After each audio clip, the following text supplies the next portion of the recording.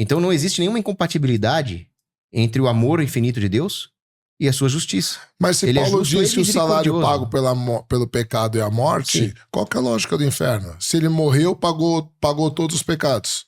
A morte da alma. Porque o que é a morte terrena aqui? A morte é a separação entre a alma e o corpo. O homem é ontologicamente cindido.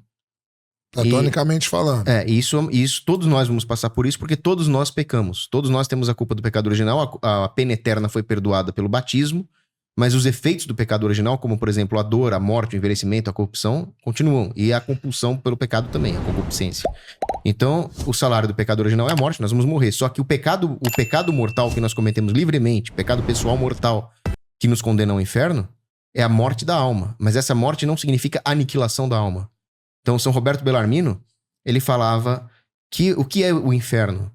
A morte sofre, ou melhor, a alma sofre aquela cisão ontológica da morte sem se aniquilar. É uma vida mortal, é uma morte inesgotável. Então, é isso que acontece no inferno. Não queiram passar por isso. Então, mas ao mesmo tempo, isso não é incompatível com a misericórdia divina. E aí entra o ponto interessante do cristianismo. Você conseguiria olhar na cara de uma pessoa que você magoou injustamente? É difícil, né? Difícil. Quando o pecador morre e ele vê a infinita majestade de Deus, que merecia ser infinitamente obedecido e amado, e ele vê que ele é um pecador terrível, ele não consegue olhar na cara de Deus.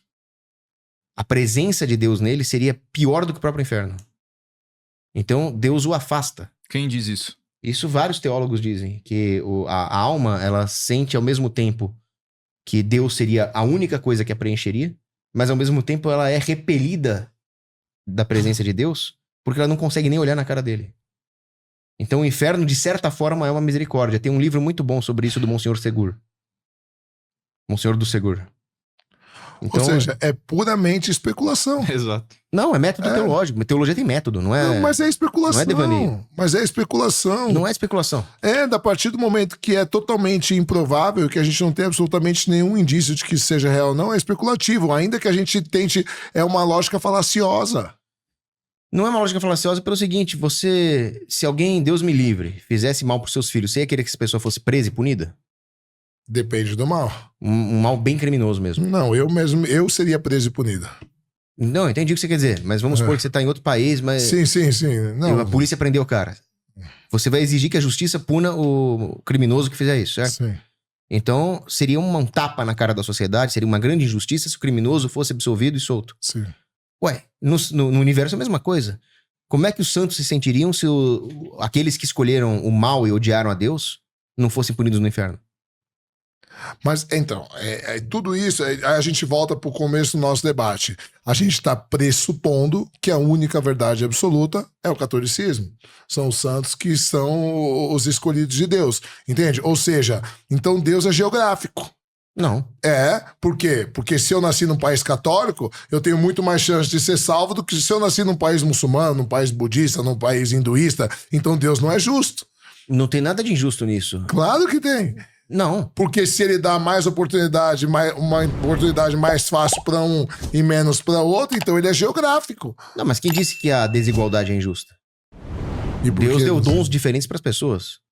Deus deu um monte de beleza para Mônica Bellucci e nenhuma para Jandira Fegali. Nenhuma para mim também. Bom, nós é homem, né? Mas Deus é injusto porque ele fez a Mônica Bellucci daquele jeito e a Jandira daquele outro jeito? Não. Deus participou de dons diferentes porque ele tem planos diferentes para as pessoas. Agora, todo mundo é dotado por Deus da capacidade de ser salvo. Mas também é dotado do livre-arbítrio de escolher não ser salvo. Se nós não tivéssemos livre-arbítrio, nós nunca poderíamos ser a imagem e semelhança de Deus, porque Deus é livre. Mas deixa eu tirar uma dúvida então, Paulo. Como que uma pessoa que nasce lá no Oriente Médio ou, sei lá, no Japão, países que, assim, o cristianismo não é a religião majoritária. Mas é por isso mesmo que tem que Como pregar o que ele evangelho. vai acreditar ele tem muito menos chance de acreditar em um Deus do que uma Exato. pessoa que nasce no Ele Brasil. tem menos chance de ser salvo, mas é por isso mesmo que nós temos que exaltar o mérito dos missionários, dos evangelizadores, dos portugueses que vieram aqui evangelizar os índios. Inclusive mas de e no outras ponto de religiões. vista... Nós temos que pregar para as outras religiões. E Mas pregar o evangelho para o Não, mundo mas inteiro. inclusive exaltar os missionários de outras religiões. Não, só da católica. Porque outras religiões também estão indo lá ensinar o cristianismo. Tem que exaltar aquela que vai trazer a religião verdadeira.